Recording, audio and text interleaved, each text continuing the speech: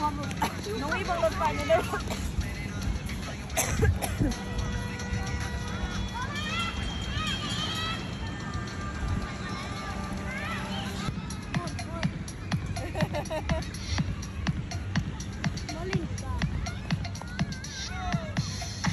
มันจะเป็นขึ้นจบพลัดโอเค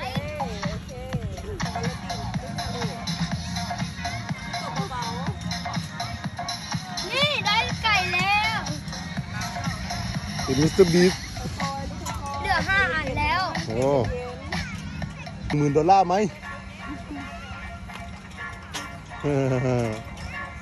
ไปจับสลักเป็น1แล้วโอ้ปากจะลิงเว้ย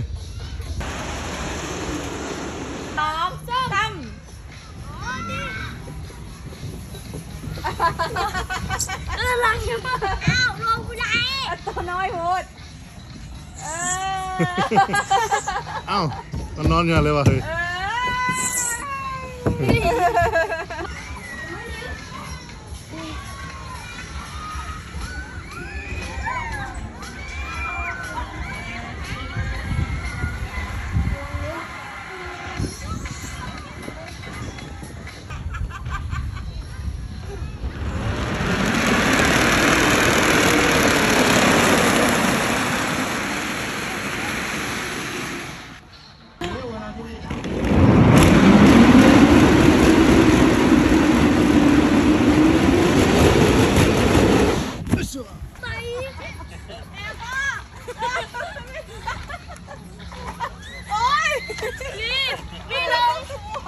มีลงก่อนมียาเฮ็ดไอ้กระสิตกเอ้ายัด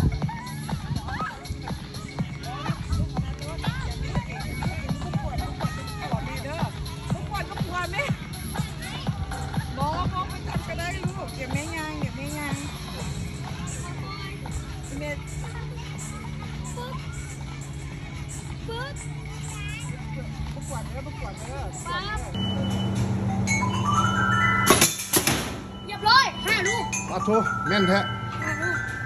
เทียนไม่ได้ใส่กับมือนี่นะ5 ลูกดีนายใครมันล้มแล้วก็บีบเลยด้วย